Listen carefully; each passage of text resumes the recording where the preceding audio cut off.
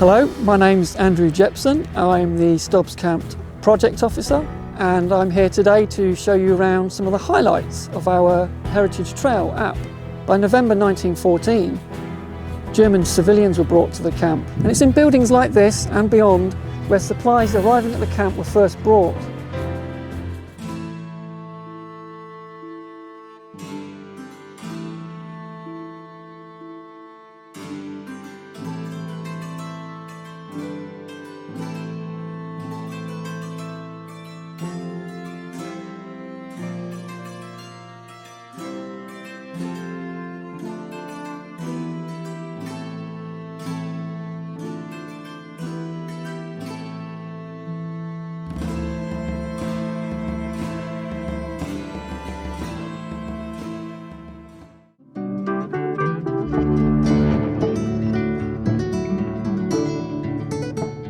Part of the site is the British Guard camp, and all around here would have been huts for the British soldiers, YMCA buildings, a cookhouse and further ancillary structures.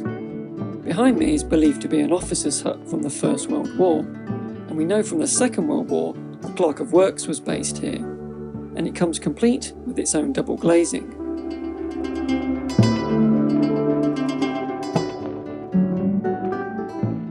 We now have a spectacular view of the POW camp, but actually before the war this hillside would have been covered by bell tents. But by spring 1915, over 150 buildings were constructed for the purposes of internment. These included 80 barrack huts, a large hospital and many ancillary structures. It cost the War Department over £50,000 to construct. The prisoner of war camp was rectangular in shape and had triple barbed wire fencing, electric lights and sentry posts around the perimeter. Camp was split into Camp A, B, C and D. Each had 20 barrack huts, cookhouses, bathhouses, post offices, laundries and ablutions blocks. Each compound also had an exercise yard, although this was not necessarily on flat ground. On one side of the camp is the hospital, which consisted of 6 ward huts, an operating theatre and a mortuary.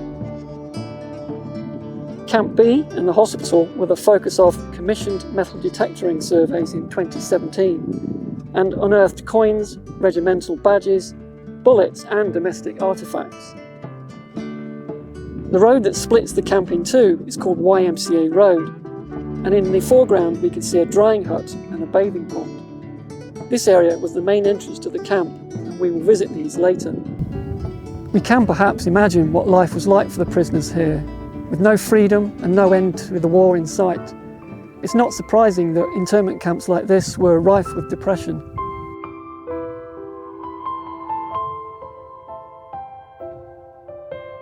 Here we can see a practice trench and fortification dug by British soldiers prior to the First World War. It was the focus of an Archaeology Scotland excavation, and a number of the finds suggested a pre-war date, included coins and a military cuff button.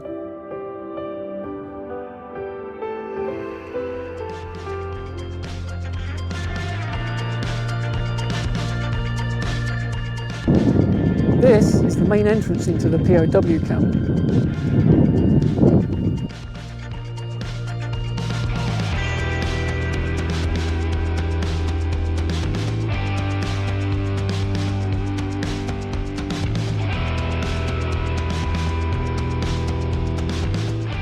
Here at the entrance to the camp is a brick-lined bathing pond.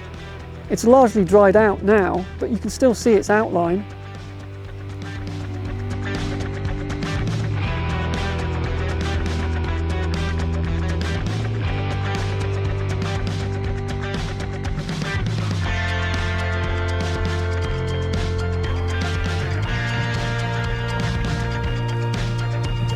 So here we've arrived at the POW camp and we've just crossed the barbed wire line.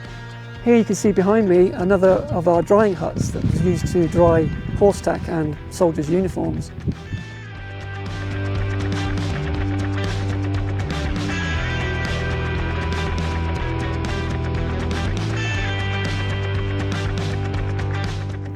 So we're walking up YMCA Bray, and on my left we have camps A and B, and this is where the German civilians would have been held. And on my right we have Camp C and D. This is where the German military were held. In the summer of 1916, all the civilians were transferred out of the camp and sent to the Isle of Man. And from that point on, the site then became wholly for military prisoners.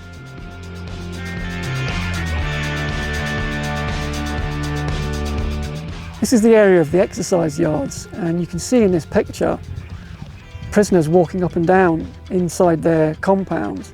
On either side of the road you've got the barbed wire triple fencing.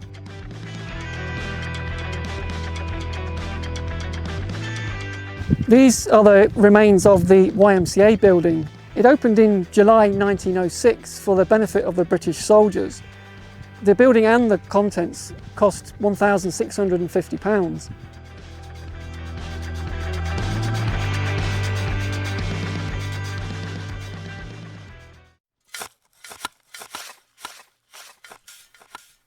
Welcome to the last remaining First World War barrack hut in the prisoner of war camp. It's in huts like this one that prisoners spent their internment. We're here in the former German POW cemetery.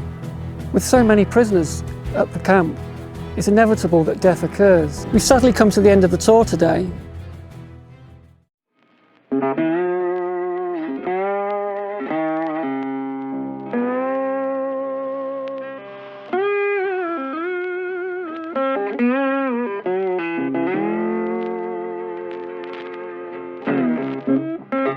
Yeah.